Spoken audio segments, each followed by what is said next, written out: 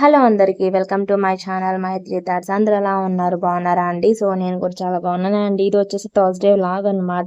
ఈ మధ్యన కొంచెం వ్లాగ్స్ అటు ఇటుగా పోస్ట్ చేయడం జరుగుతూ ఉంది. సో ఈ మధ్యన కొంచెం లేట్గా కూడా మేలుకొస్తుంది, అదేందో అర్థం కాలేదు. సో గురువారం రోజు పూజ చేయాలి అనుకున్నాను కానీ చేయలేదు. బట్ శుక్రవారం అంతా క్లీన్ చేసుకొని పూజ చేసుకున్నాను. కంటిన్యూగా ఇవాళ నుంచి మళ్ళీ ఒక 4-5 డేస్ వ్లాగ్స్ వచ్చేస్తాయి అనమాట. సో మొదటిసారి మన ఛానల్ చూస్తున్న వాళ్ళైతే వ్లాగ్ కనుక నచ్చితే please like, comment and subscribe. పక్కన ఉన్న బెల్ ఐకాన్ ని ప్రెస్ చేసినట్లయితే నెక్స్ట్ టైం వీడియోస్ అప్లోడ్ చేసినప్పుడు నోటిఫికేషన్ మీ మొబైల్కి వచ్చేస్తాయి. సో నా మార్నింగ్ రొటీన్ అయితే స్టార్ట్ అయిపోయింది. థర్స్డే కాబట్టి చాలా పనులు ఉంటాయి. సో థర్స్డే స్పెషల్ గా నేను పన్నీర్ ఫ్రైడ్ రైస్ చేశాను. అది లాంగ్ రెసిపీ ఫుడ్ బ్లాగ్ లో పోస్ట్ చేస్తాను. అండ్ ఇప్పుడు వచ్చేసి ఒక రెసిపీ షేర్ చేయాలి కాబట్టి ఈ రోజు మన స్టైల్లో బేసిన్ కర్రీ ఎలా చేస్తానో ఆ రెసిపీని పోస్ట్ చేస్తాను. అంటే అది పూరీలోకి బాగుంటుంది అండ్ చపాతీ, దోశ, ఇడ్లీ ఎందులోకైనా బాగానే ఉంటుంది. సో ఆల్రెడీ నేను లాస్ట్ సాటర్డే చేశాను. ఇంకా రెసిపీస్ అన్నీ ఉన్నాయి కాబట్టి ఒక వ్లాగ్లో నేను ఒక రెసిపీ అండ్ ఒకటి షాపింగ్ హాల్ అండ్ ఏదైనా ఒక టాపిక్, కంటెంట్ ఉన్న టాపిక్, అందరికీ రిలేటెడ్గా ఉన్న టాపిక్ ఒకటి షేర్ చేస్తాను కాబట్టి అవన్నీ కూడా మనం వ్లాగ్లో డిస్కస్ చేద్దాం అనమాట. సో ఇంకా వ్లాగ్ అయితే కంటిన్యూ అవుతూ ఉంటుంది. అండ్ థర్స్డే రొటీన్ వచ్చేసి ఆ రోజు బ్రేక్ఫాస్ట్లోకి దోశ, అంటే బియ్యం మినపప్పు దోశ, ఒక వారం రాగుల దోశ, ఒక వారం కొర్రల దోశ, ఒక వారం బియ్యపు అండ్ మినపప్పు చేస్తాం కదండి, ఆ దోశ చేస్తాను అనమాట. అందులోకి ఖచ్చితంగా 2 రకాల చట్నీ చేసుకుంటాము. టమాటా బీరకాయ చట్నీ దోశలోకి నాకు చాలా ఇష్టము. అండ్ తర్వాత పల్లి చట్నీ మా వాళ్ళకి ఇష్టం అని చెప్పేసి ఆ చట్నీ చేస్తాను. అండ్ గురువారం గురు పౌర్ణమి ఉంది కదా, సో గురు పౌర్ణమి పండుగ శుభాకాంక్షలు అందరికీ బిలేటెడ్గా. యాక్చువల్లీ సాయిబాబా గుడికి నాకు వెళ్ళాలని ఉండే, కానీ ఈసారి స్పెషల్గా నాకు ఎందుకో తెలియదు అందరు బాగా చేసుకున్నారు అనిపించింది. నా చుట్టుప్రక్కల ఉన్న వారందరూ గుడికి వెళ్ళారు, అందరు స్టేటస్లు పెట్టుకున్నారు. బట్ నేను ఏం చేయలేకపోయాను, అట్లీస్ట్ పూజ కూడా చేసుకోలేకపోయాను అనిపించింది. కొన్నిసార్లు అంతే, మనం అనుకుంటే కాదు, దేవుడు అనుకోవాలి. ఏ పూజ చేయాలన్నా దేవుడి దగ్గరికి, అంటే గుళ్ళకి వెళ్ళాలన్నా వాళ్ళు రప్పించుకుంటే మనం వెళ్తాం, కానీ మనం అనుకుంటే కాదు అని చెప్పి ఇంకోసారి అర్థమైందనమాట. సో ఎలాగో గురు పౌర్ణమి కాబట్టి గురు పౌర్ణమికి సంబంధించిన టాపిక్ ఈరోజు మనం డిస్కస్ చేద్దాము. గురు పౌర్ణమి కాబట్టి ఆ రోజు పాటించాల్సిన ఒక శ్లోకం అయితే చెప్తానండి. ఆల్రెడీ నేను షార్ట్లో చెప్పాను. వాసాయ విష్ణు రూపాయ వాస రూపాయ విష్ణువే నమో వై బ్రహ్మ నిధియే వాసిష్ఠయ నమో నమో నమః. ఎప్పుడో చిన్నప్పుడు చదువుకున్న తెలుగు కదా, ఏమైనా గ్రామర్ మిస్టేక్ ఉంటే మన్నించండి. సో లోకానందరికీ జ్ఞానాన్ని అందించేది గురువు ఒక్కరే అనమాట. గురువే మనకు జ్ఞానాన్ని అందిస్తారు. అలా అందించే గురువు వ్యాసుడు జన్మ రోజు కాబట్టి గురు పౌర్ణమి రోజు, అంటే ఆషాఢ శుద్ధ పౌర్ణమి రోజు, ఆ రోజు గురు పౌర్ణమిగా జరుపుకోవడం ఆచరణగా మారింది. తద్వారా అదే రోజు దత్తాత్రేయ స్వామి లేదా సాయిబాబా వీళ్ళందరినీ కూడా మనం గురువుగానే భావిస్తాం కాబట్టి సాయిబాబా పుట్టినరోజు కూడా వస్తుంది కాబట్టి ఆ విధంగా గురు పూర్ణిమ చేసుకుంటారనమాట. గురు పౌర్ణమి రోజు గురువులని పూజించుకుంటే చాలా మంచిది. కాబట్టి మనకు దైవం గురువు సాయిబాబా కాబట్టి సాయిబాబాను పూజించుకొని గుళ్ళకి వెళ్ళడం, పూజ చేసుకోవడం, దర్శనం చేసుకోవడం అనేది జరుగుతూ ఉంటుంది. అంతే విధంగా గురు పౌర్ణమి రోజున గురువులకి వాళ్ళ కాళ్ళకి నమస్కరించి, అట్లీస్ట్ మన ఫస్ట్ గురువు మన ఇంట్లో అయితే మన తల్లియే ఉంటుంది కాబట్టి కనీసం మన తల్లిదండ్రులకైనా కూడా వాళ్ళకి ఏదైనా గిఫ్ట్ అలాంటివి ఏదైనా చేసి అట్లీస్ట్ వాళ్ళ ఆశీర్వాదం అన్నది తీసుకుంటే చాలా మంచిది. కాబట్టి సో గురు పౌర్ణమి రోజున వాళ్ళ ఆశీర్వాదం తీసుకోవాలి. మన గురువులు మనకు ఎదురు పడితే వాళ్ళ ఆశీర్వాదం కూడా తీసుకుంటే మంచిది. సో నేను ఇల్లు ఊడ్చేసాను ఫస్ట్లో, మధ్యలో స్వామి ఏదో ఒకటి పెట్టేసి ఇల్లు ఊడ్చాను అనమాట. ఆ పని అవుతుంది, ఈ పని అవుతుంది. ఈ మధ్యన పని అంతా అయిపోయేసరికి 10-10:30 అవుతుందండి. అప్పటికే బాగా గాబర అయిపోతుంది, ఆకలిస్తుంది. అందుకని ఎంత లేట్గా లేచినా కూడా మ్యాక్సిమమ్ వీళ్ళు, అంటే మా హస్బెండ్ ఆఫీస్కి, పాప స్కూల్కి వెళ్ళే లోపల ఇల్లు క్లీనింగ్ అయిపోవాలని చూసుకుంటున్నాను అనమాట. సో అందుకని ఇల్లు క్లీన్ చేసి మళ్ళీ వంట దగ్గరికి వచ్చేసాను. అండ్ మన గురు పూర్ణిమ టాపిక్ అనేది ఇంకా డిస్కస్ చేస్తున్నాం కాబట్టి అదే చెప్తూ ఉంటాను. సో గురు పూర్ణిమ గురువుల టాపిక్ వచ్చింది కాబట్టి మీ స్కూల్లో మీ ఫేవరెట్ టీచర్ ఎవరో కామెంట్ చేయండి. నా స్కూల్ లైఫ్లో అయితే నా ఫేవరెట్ టీచర్ జయంతి టీచర్ అనే ఒక మేడం ఉండేవాళ్ళు. మనమైతే ఇప్పుడు అందరూ మేడం అంటున్నారో ఏమో స్కూల్లో, కానీ మనమైతే టీచరే అనేవాళ్ళము. సో టీచర్ నాకు ఎంత ఇష్టం అంటే అసలు మాటలు చెప్పలేను. సో తన వే ఆఫ్ టాకింగ్ కానీ తను సైన్స్ చెప్పేది. సో సైన్స్ చెప్పేవాళ్ళు. సో కాబట్టి ఆ సైన్స్ ఎంత బాగా, సైన్స్ అండ్ తెలుగు అనుకుంటాను, గుర్తు రావట్లేదు, బట్ సైన్స్ అయితే కొంచెం గుర్తుకొస్తుంది. సో సబ్జెక్ట్ ఎంత బాగా వివరించేది అంటే అర్థం కాకపోయినా మళ్ళీ ఒక్కొక్క స్టూడెంట్ని అడిగి మరీ తెలుసుకునేది, అర్థమైందా లేదా అని చెప్పి అది అర్థమయ్యే విధంగా చెప్పేవాళ్ళు అనమాట. సో నాకు తెలిసి 7th వరకు ఆ టీచర్ ఉన్నారు. ఆ తర్వాత ఆ టీచర్కి వేరే స్కూల్కి షిఫ్ట్ అయిపోయారు. ఆ తర్వాత శ్యామల టీచర్ అని చెప్పేసి ఇంకా చాలామంది మంది టీచర్స్ వచ్చారు. నాకు బాగా గుర్తుంది ఇంకా చిన్నప్పుడైతే ఇంకొక టీచర్ ఉండేవారు. సవిత టీచర్ అని చెప్పేసి. వాళ్ళ కిడ్స్ మేము ఒకటే ఏజ్ వాళ్ళమనమాట. సో, మేము చదువుకుంది తెలుగు మీడియం అండి. సో, బాల శిక్ష అనేది 10థ్ క్లాస్ వరకు ఆ టీచర్ కంపల్సరీగా స్కూల్‌లో ఉండేది. కానీ ఆ teacher only pre primary class వాళ్ళకే చెప్పేదనమాట. సో, ఆ తర్వాత జయంతి టీచర్ వచ్చారు. ఆ తర్వాత శ్యామల టీచర్ సోషల్‌కొచ్చారు. ఇలా ఒక్కొక్క టైంలో ఒక్కొక్క టీచర్ అనేది మనకు మారుతూ ఉంటే, ఆ టీచర్ మీద అభిప్రాయం పెరుగుతూ ఉంటే, ఆ టీచర్ మీద గౌరవం పెరుగుతూ ఉంటే, మనకు చెప్పే వే ఆఫ్ టీచింగ్‌ని బట్టి వాళ్ళ మీద మక్కువ అనేది, ఇష్టం అనేది పెంచుకుంటాను.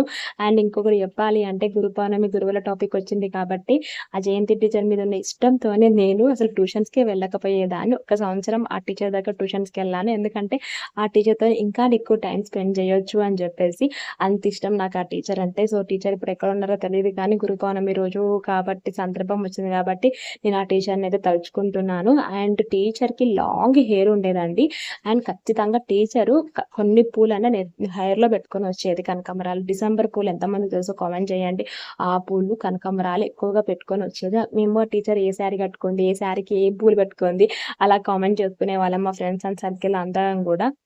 ఇంకొకటేంటంటే, ఇప్పుడు అందరూ కూడా మేడ మీద తోటలు, మేడ మీద చెట్లు అని చెప్పి ఇప్పుడు ట్రెండ్ అవుతుందేమో గానీ, మేము 90స్‌లోనే 94, 95 ఆ టైంలో 2000 వరకు అనుకుంటా.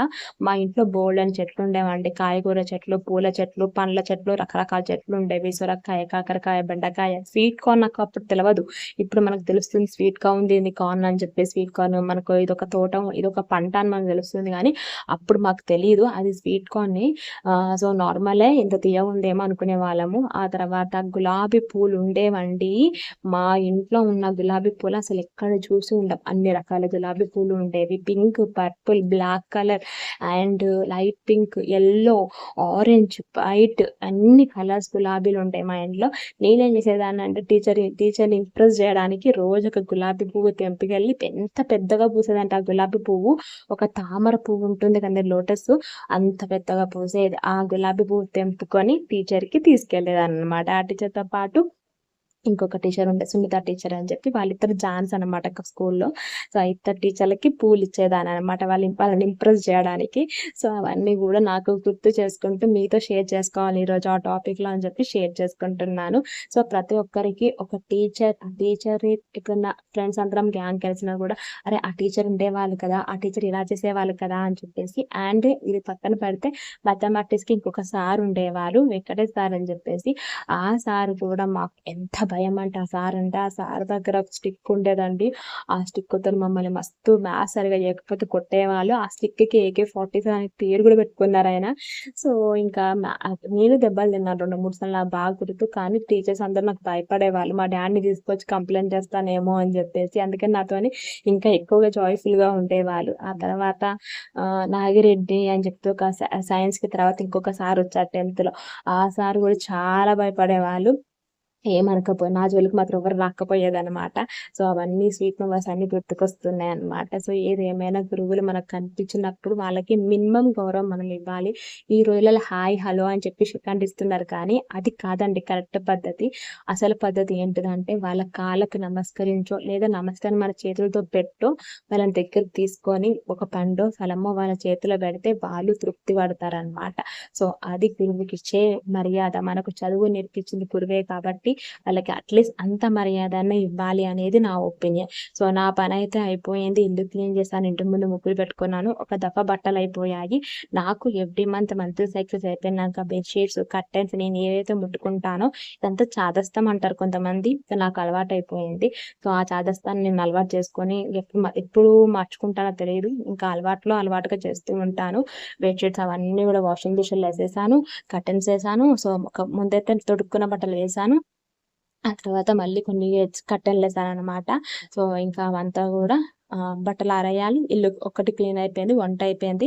మా వారు ఆఫీస్‌కెళ్లారు. మా పాప స్కూల్‌కెళ్ళింది. ఒక్కసారి వాళ్ళంతా బయటికి వెళ్ళిపోయినంక కిచెన్ పరిస్థితి ఎలా ఉంటుందంటే, ఒక హాస్టల్ గూడా అలా ఉండదు. అలా ఉంటుందనమాట. ఆ ప్లాట్‌ఫార్మ్ అంతా గూడా ఒక ఇది ఎంత క్లీన్ చేసే వరకు మనసులో ఉండదు. కానీ నేనేం చేస్తానంటే ఏదైనా ఫాస్టింగ్ ఉన్న రోజు నా మనసు ఎంత అగ్లీగా ఉన్నా కూడా అదంతా పక్కన పెట్టి ముందు చాయ్ మీదకే నా మనసు అంతా వెళ్తూ ఉంటుంది.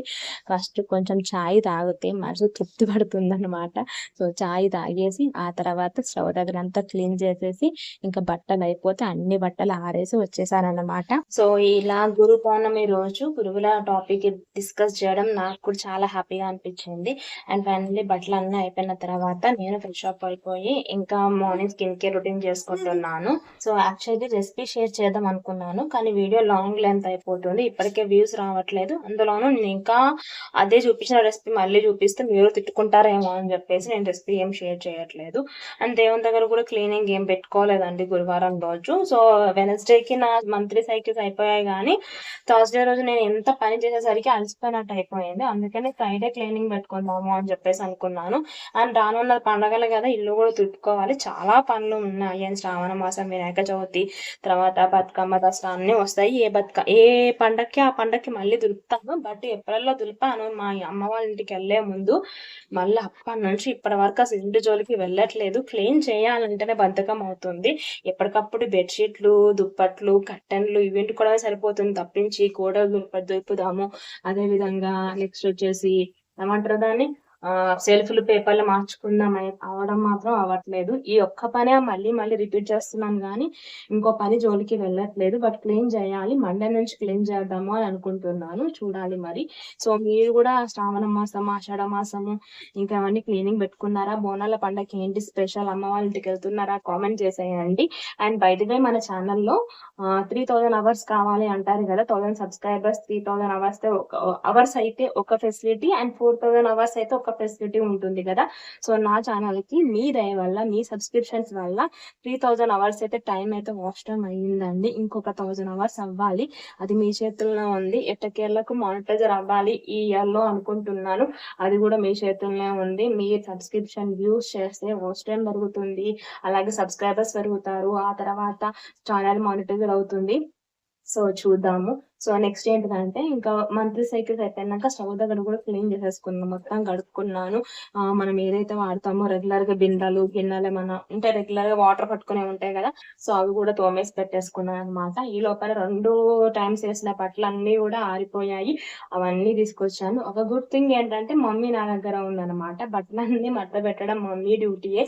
పాపము అన్ని తల్లిదండ్రులు పిల్లలకి పెళ్లికి ముందు సేవలు చేస్తారు, పెళ్ళప్పుడు సేవలు చేస్తారు, పిల్లలు పుట్టినాక సేవలు చేస్తారు, పెళ్లిళ్ళయ్యి అత్తగారింటికి పోయి ఎవరి లైఫ్ లో వాళ్ళు ఉన్నా సేవలు చేస్తారు. కానీ ముఖ్యంగా ఆడపిల్ల ఇంటికి వస్తే అస్సలు తల్లులు ఖాళీగా కూర్చోరండి.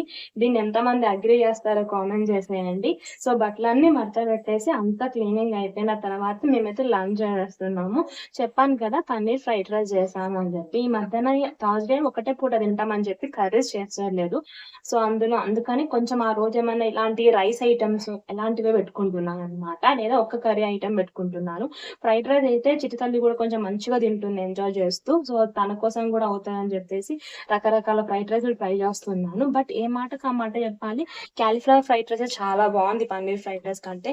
అంటే నాకు చేయడం రాదని యాక్సెప్ట్ చేయను, ఎందుకంటే టేస్ట్ ఇది కూడా సూపర్ గా ఉంది. బట్ క్యాలీఫ్లవర్ తో కంపేర్ చేస్తే పన్నీర్ కొంచెం తక్కువగా అనిపించింది అనమాట.